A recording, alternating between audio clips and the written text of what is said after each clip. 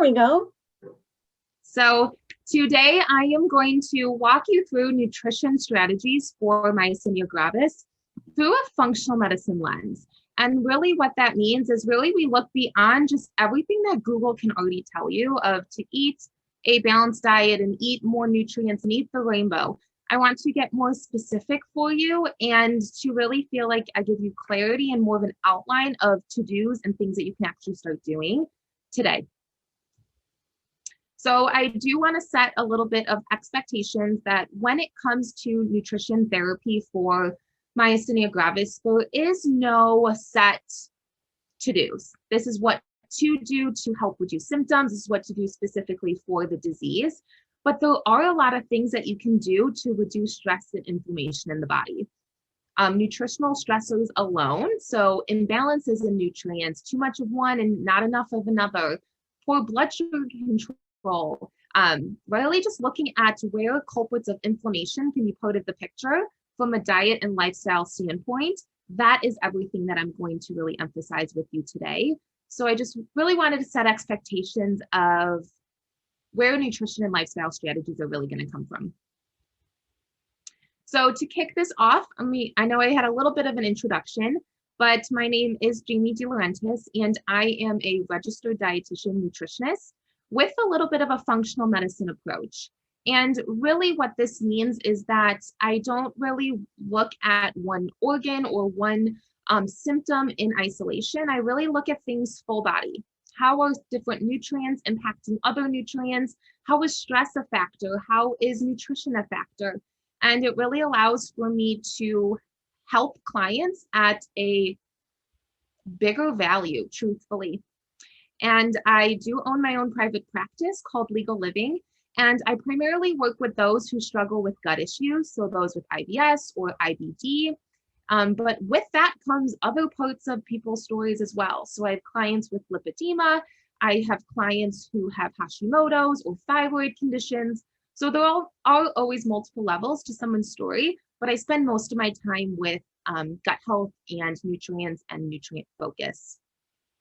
I am also a huge science breaker downer, meaning I really want you to understand how things work in the body and how we can start to optimize them through nutrition and lifestyle strategies.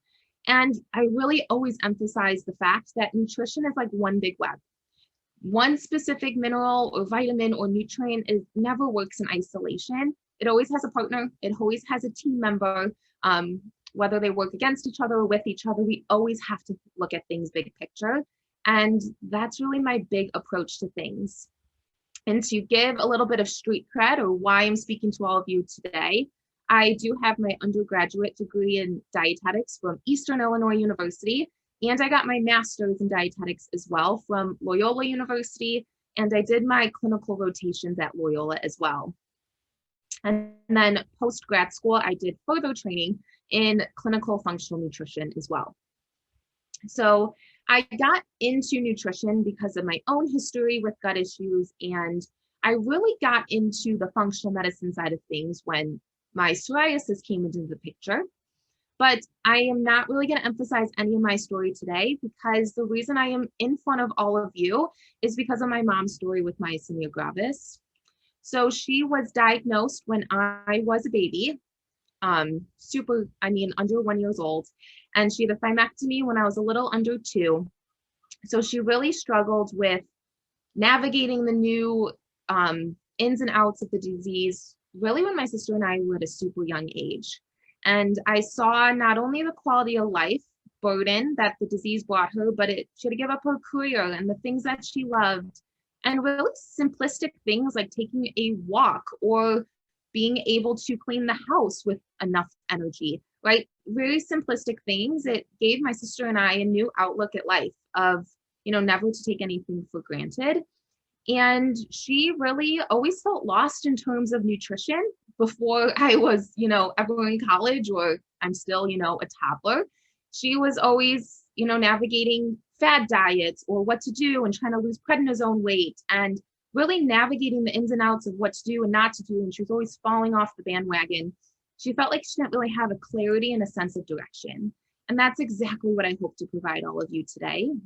is really some tangible to-dos, what nutrients to focus on, and not just to give you another lecture on everything that you probably already Googled, because I know that probably would just make you want to scream to hear one more thing that you've already been told 1,000 times. So I did want to share a little bit of a testimonial, so to speak, from my mom, just so you can see some of the wins that you can actually see from changing nutrition and lifestyle strategies.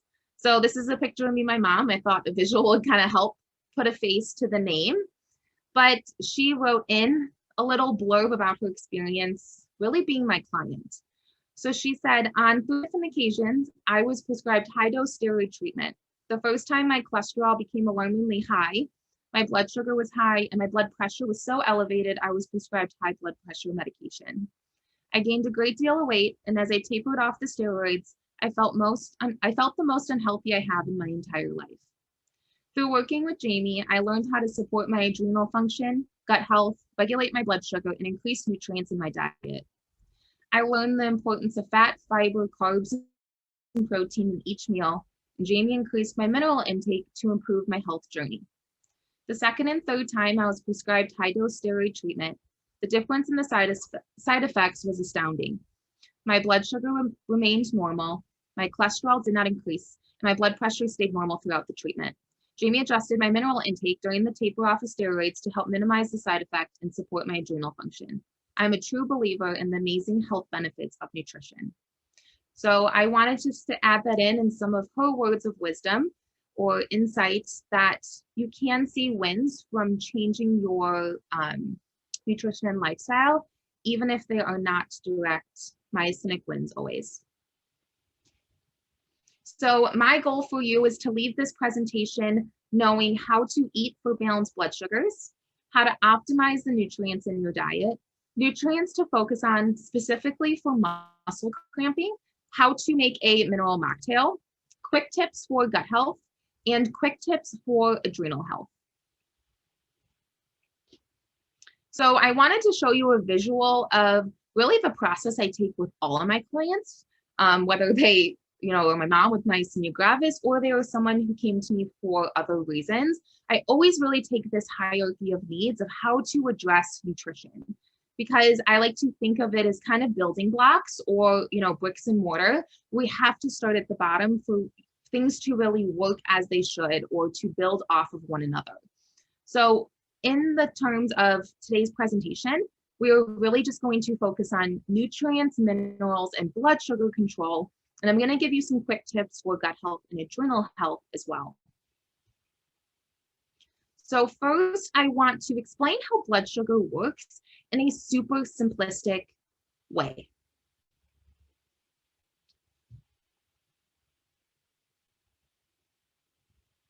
My presentation will work with me.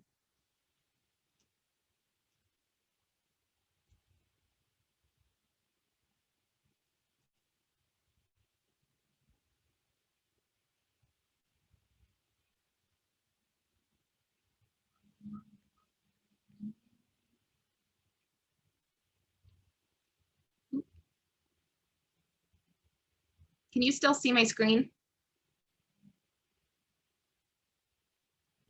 Yes.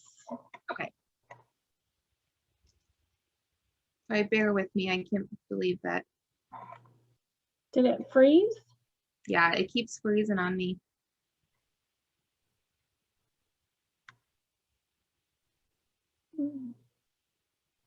We're going smoothly. We're going to talk about blood sugar control.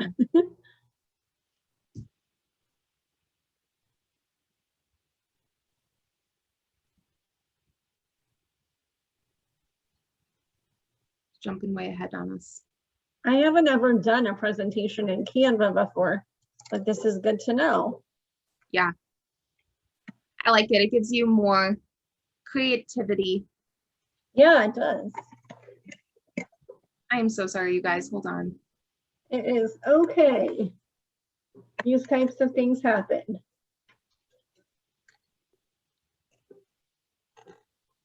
And I think we can also all relate that living with myasthenia gravis, you have to learn how to be flexible.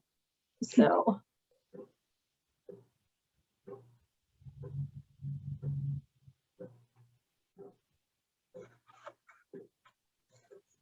course. I haven't had, this loves to happen on Zoom. I've had it happen for webinars over and over.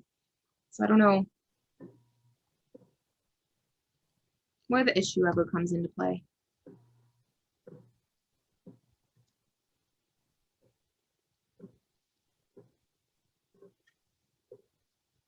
I wonder if you click out of it and restart it.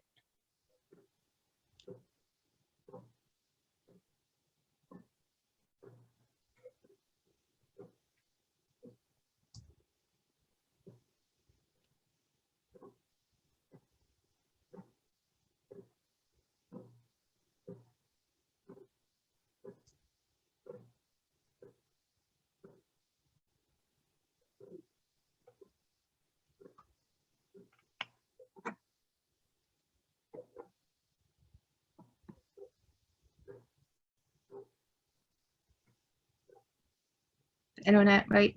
Loves to never work in my favor. It is okay. No, not to worry. So it looks like we have a question in the chat about ocular myasthenia gravis and prism glasses, and then I'm just going to add into that. I think that I wrote this above, but if you're having more trouble than ocular issues, more than vision issues, you really do need to see a neurologist, whether that's the person that diagnosed you or going to see, somebody at St. Luke's KU, whatever institution you find that might be close to you and helpful. I'm not familiar with the neurologist in the chat, Rita, but beyond, I know that he's yours. So that would be my feedback.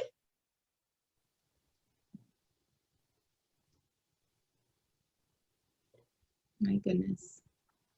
Cannot apologize enough if this is happening. Oh, Jamie, it's honestly okay. Things like this happen, so we will get it. It's one of the challenges you get from owning a practice online. Yeah. I'm sure maybe Canva and Zoom don't play well together. It must be, because Canva works totally fine all day when you're, not on the spot presenting. It's okay. We'll jump back in.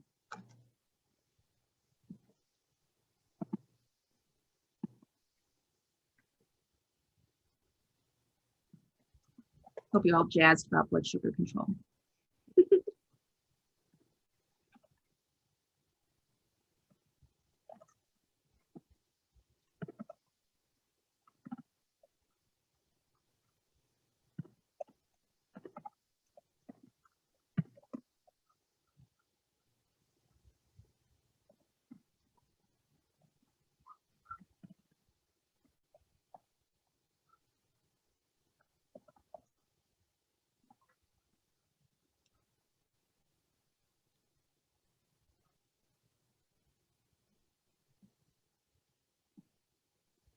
God, I do not know why it's not.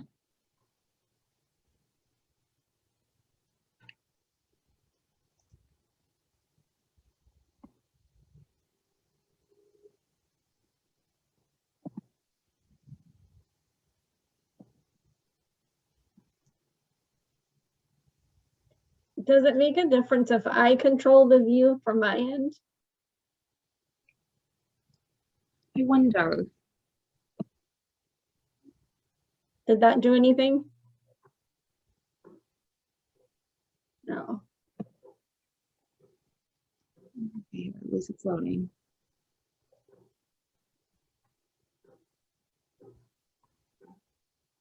My goodness. Talk about bad luck.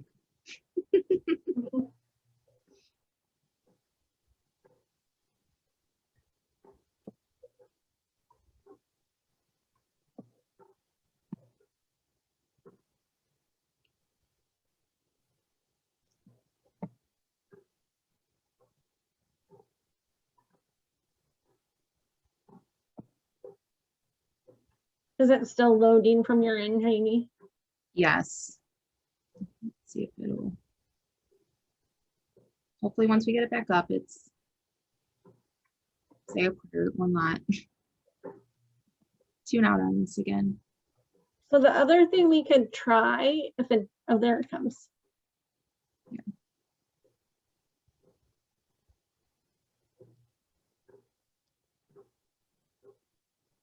I hope this is it.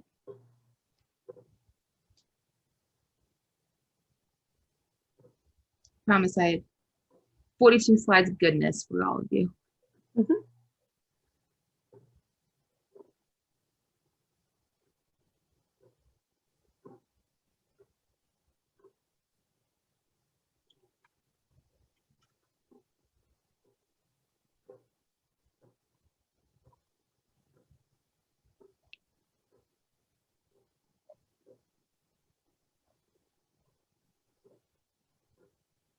Okay. There So we go. blood sugar control. Patience, everybody. So to explain blood sugar control at a very basic level, when you eat food, so specifically carbohydrates, your body is going to break down those carbs into glucose or sugar. And that glucose is going to flood the bloodstream. When your body senses this elevated level of glucose in the blood, it's going to signal your pancreas to release a hormone called insulin to help shuttle the glucose out of the blood. So it will either go into the cell for immediate use for energy, or it will be stored for later use. So big takeaway here is that insulin's job is to manage blood sugar and prevent blood sugar from getting too high, really keeping it optimal. But where we run into troubles with blood sugar is when we have sharp highs and then sharp lows.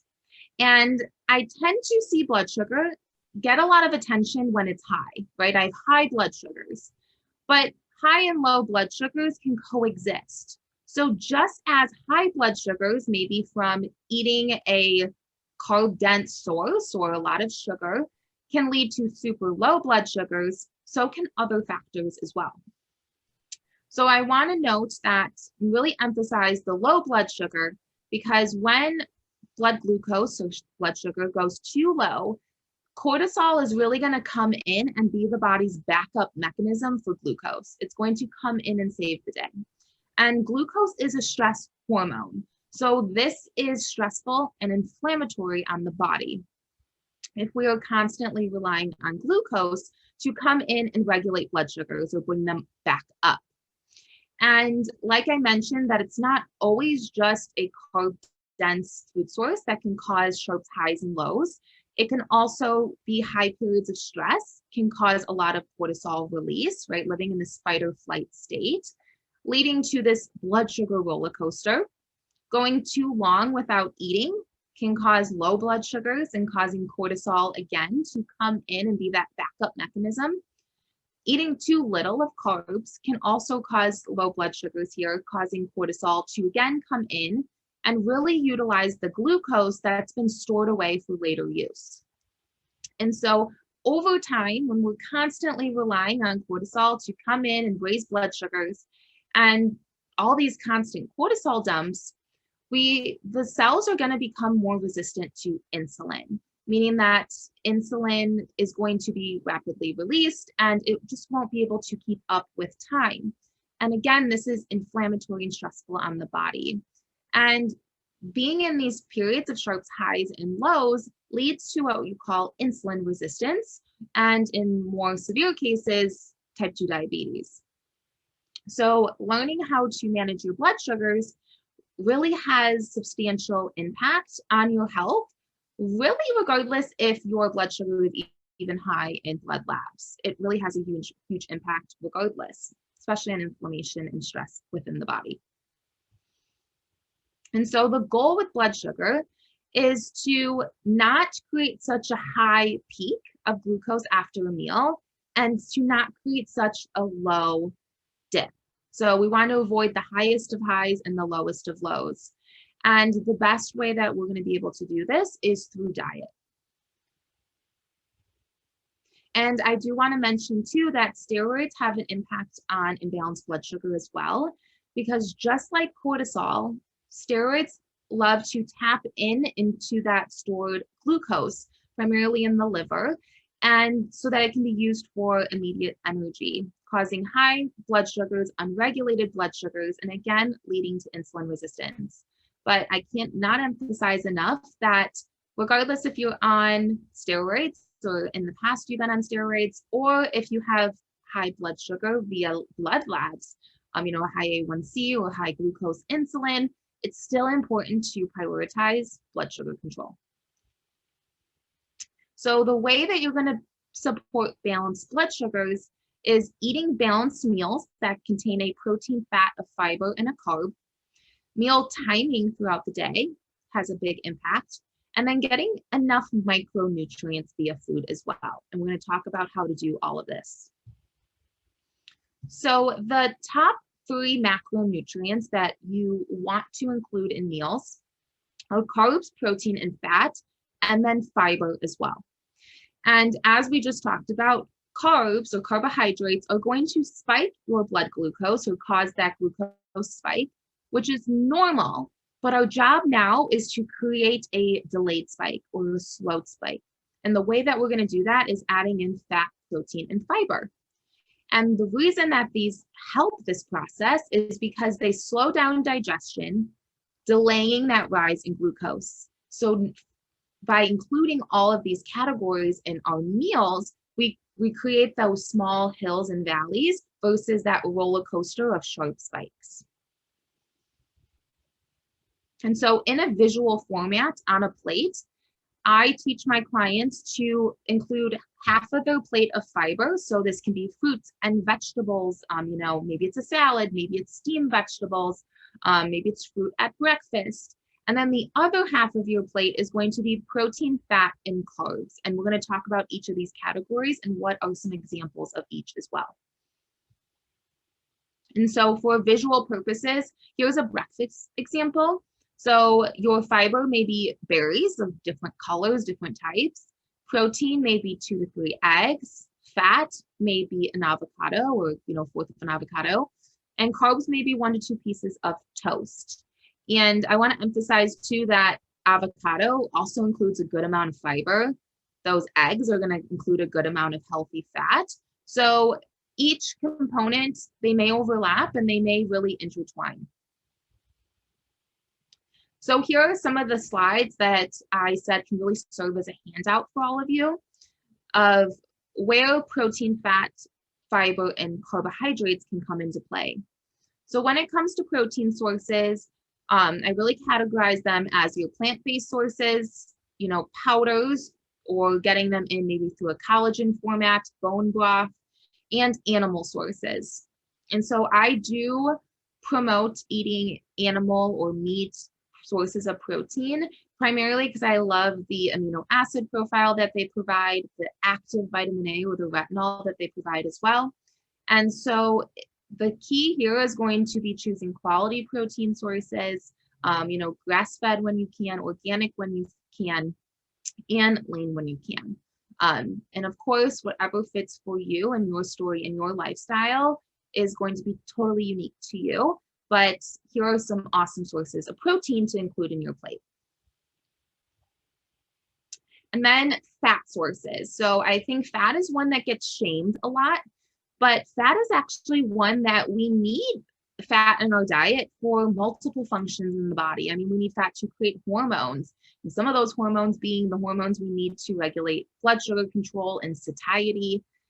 And and fats also play a role in inflammation in the body as well. So we want to actually get a balance of different types of fats, because if we primarily focus on our almond milks and our almond butters, we're going to get a very PUFA or polyunsaturated fat dominant diet, which can be inflammatory in itself.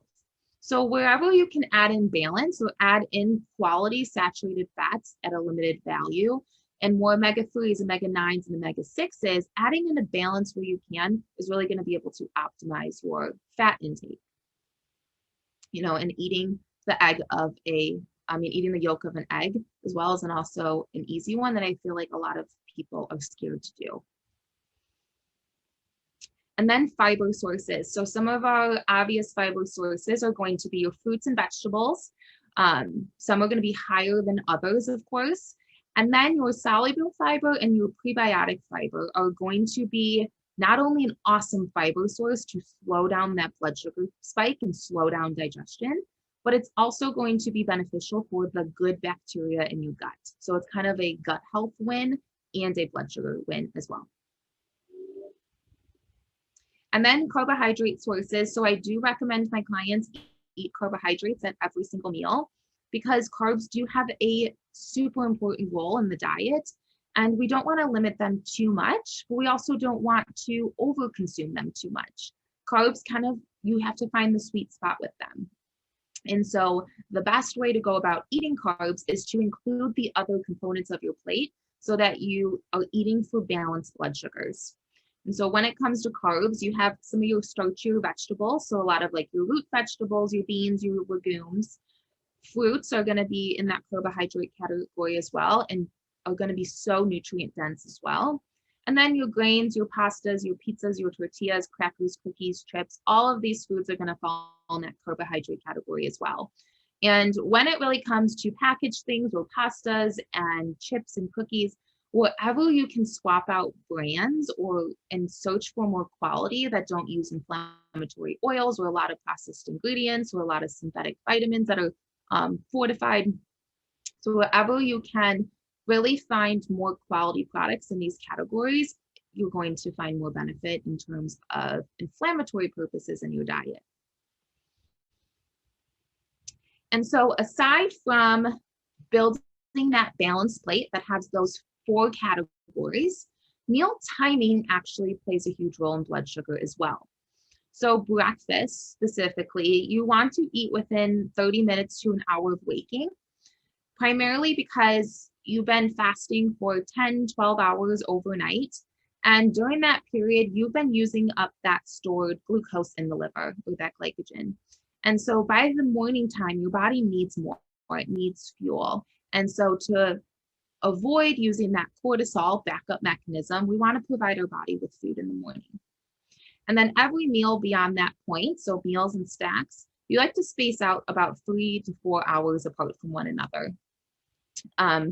Really eating to fill you up and for satiety, but also giving yourself that break to balance your blood sugars, but also not going too long that, again, blood sugar dips too low.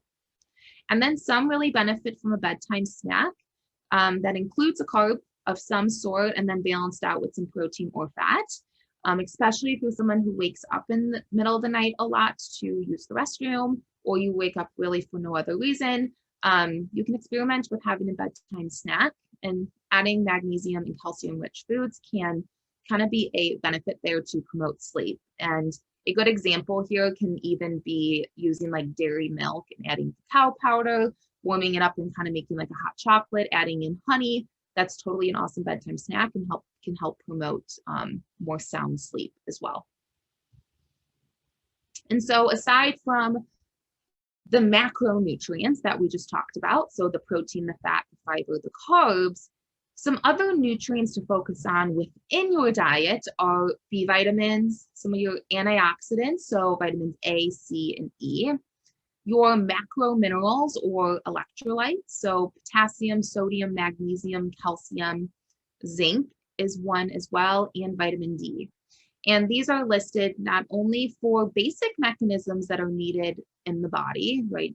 ATP production, energy production, but some of these are also depleted with prednisone or some of the common medications for myasthenia gravis, as well are they needed in terms of an anti-inflammatory approach to eating. And so you're probably dying to know, what's my favorite supplement or what favorite brand of supplement can I recommend? But I am a huge promoter of food first. How can we optimize our diet to get in more of these nutrients solely through food? And so to give kind of some examples here, like flaxseed oil is an awesome vitamin E source. Coconut products, so coconut milk, coconut water are going to be an awesome potassium source. Bone broth, you can get some calcium. Whole grains is going to be a lot of your macro minerals as well. So where can you add more of these foods into your diet to really get the most bang for your buck so you don't have to rely on supplements, and that you don't over supplement as well? Because like I mentioned before, you always want to find balance of all the nutrients in your diet, and getting them through food is going to be one of your best bets to do that. And oysters and seafood too, to note, are awesome zinc source. So just as I mentioned with building a blood sugar balancing plate, I wanted to emphasize that you can take that same strategy to a smoothie or a protein shake, especially if you enjoy maybe a protein shake for breakfast, or if you have difficulty swallowing, or you have more struggles with chewing, or maybe it's just a myasthenic day and you want to really reduce the burden any way you can. You can take these same strategies and include them into a smoothie or protein shake. So again, that protein, fat, that carb, that fiber, and shakes are also an awesome way to add in some boosters for more nutrients. So like beetroot, cacao powders, awesome magnesium, camu powders, vitamin C. So wherever you can really just add more nutrients to your diet is going to be your best bet. And I want to give special attention to these macro minerals, the potassium, sodium, magnesium, and calcium. And I want to give these a little bit of extra attention because they play an important role in muscle cramping and muscle fluidity and joint fluidity. And improving them can help improve Charlie horses or muscle cramping as well. And so I bring this up because an imbalance of potassium, sodium, magnesium, and calcium alone can lead to muscle cramps. So all of these, it's a lot about the ratios of 2 or all 4 of them. Low potassium and low magnesium can lead to muscle aches, as can too much potassium. So again, think imbalances here. Low magnesium can lead to high calcium in the tissues, which can contribute to stiff joints and muscle aches. And it's a side effect of mestinon, which many of you probably are aware of, experiencing Charlie horses. So you're probably wondering, well, how do I know I need to give these more attention? How do I get them in through my diet? We're going to be covering all of these, but I do just want to emphasize that our mineral status in our diet is not what it used to be. And one prime reason is because it's depleted in our soil of where our food grows. And modern agriculture has really led it to be this way. So we're not getting as much as we used to solely through just 1 or 2 food sources a day. You can also lead to imbalances here if you're only giving one mineral attention. So maybe you're taking maybe a potassium supplement or magnesium supplement, leading to imbalances. You are eating a super low salt diet or a high salt diet, or you are eating a dairy-free diet, so leading to super low levels of calcium. Prednisone also depletes potassium, calcium, and magnesium, so giving more reason to give these more attention. The average American gets 2,000 milligrams of potassium when potassium needs per day are above 4,500. So that just gives in perspective as well that we're just not getting as much in our diet, just eating the routine things that we eat every day, especially not if we're eating the common Western American diet. And super important to note that magnesium is depleted in the body with stress. So the more inflammation and the more stress we have, the more magnesium we lose. And so Jamie, a fun way to add in. Jamie, one thing I just want to pop on and add just for a safety piece. A lot of people with myasthenia gravis are told to be very careful with magnesium. So always discuss magnesium intake with your neurologist. Okay, and I have slides on that. Oh, perfect. The caution. Sorry, Ben. No worries. Yeah. No worries. So I will caution magnesium, don't you worry. I just wanted to emphasize imbalances. So a fun way to get in some of these macro minerals into your diet is a mineral mocktail. And of course, like you mentioned, consult with your doctor if there's other pieces to your story, you know, kidney disease, kidney issues. Of course, speak with your practitioner before adding in more minerals to your diet. But these are food forms, so they're pretty safe. So the way you're going to make a mineral mocktail is you start with 8 to 16 ounces of water, and then you're going to add in first a potassium source. So this can be coconut water powder, can be aloe juice, pomegranate juice, bumbleroot powder is also a coconut water powder source. And then you're going to add a little bit of sodium in there to create a balance. And again, if you're somebody who eats a super high salt diet as it is, this may not be a piece of the puzzle for you. Or if high blood pressure is a part of your story as well. But in general, you really want to create a balance here for hydration purposes and optimal levels in the body. And then lastly, I like to add in a vitamin C source as well, because vitamin C, as it proclaims, it's not a mineral, but it is a super potent antioxidant in the body, and vitamin C helps minerals get to the liver. So it really helps to mobilize them within the body. So some of my favorite sources are camu powder and citrus of any kind, so like lemon, lime, or orange juice. So those components are really going to make up your daily mineral mocktail. And like you mentioned, magnesium is highly cautioned with myasthenia gravis patients, especially the intravenous magnesium form, magnesium sulfate, cause a lot of respiratory issues and in severe cases, respiratory failure. So magnesium is one that I would not supplement at all through a supplemental form. And again, of course, always speak with your doctor or healthcare provider about this. But magnesium can be one that you can get through food and through the diet because it's not in that sulfate form. So topicals can be Epsom salts or lotions even. And again, speak with your doctor before trying magnesium sources.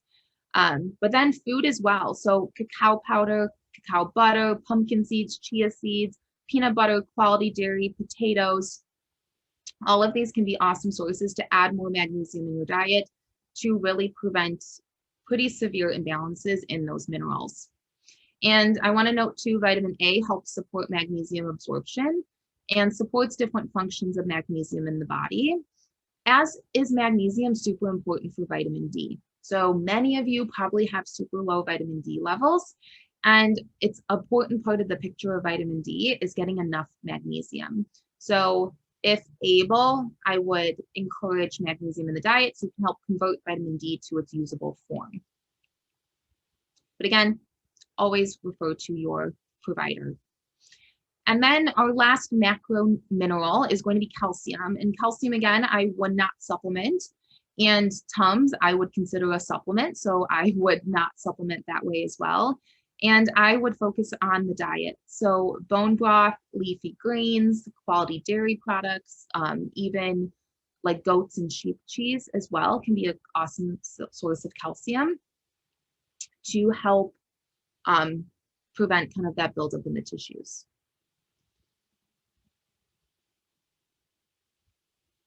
And I do want to note that minerals don't just have a role in muscles or muscle aches and muscle pains or joint aches and pains. Minerals are so widely needed in so many functions of the body, from thyroid health to adrenal health to gut health to energy production. So literally the production of ATP.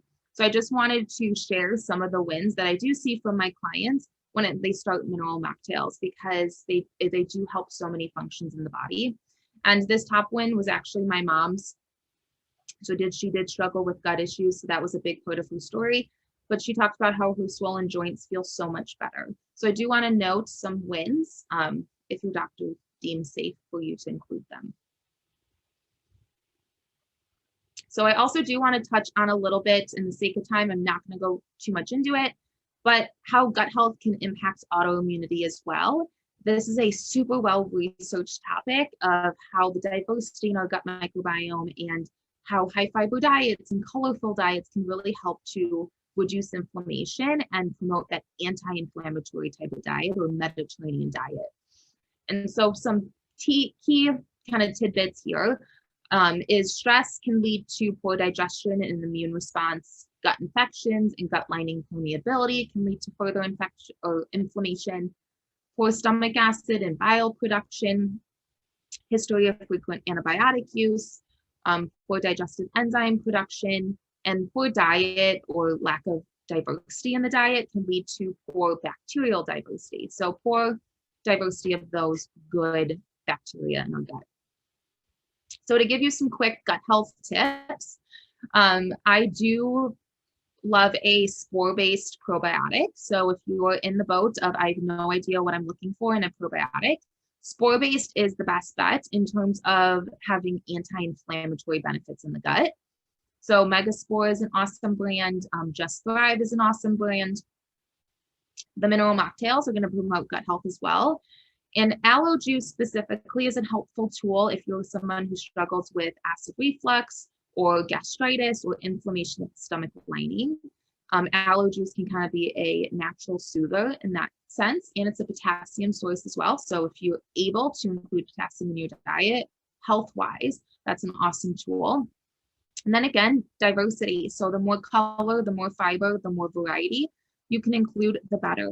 And I always really, because I work a lot with gut health, I love to promote how can we find fun in really changing it up. How can you find fun in trying a new fruit this week or a new color or adding in variety to the meals that you eat already? Like how can you change up something?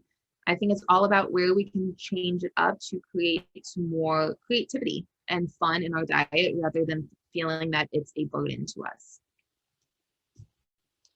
So HPA axis and adrenal health is something that, for the sake of time, again, I'm not going to get too into, but steroids do have an impact on HPA axis dysfunction. So does inflammation and stress in the body.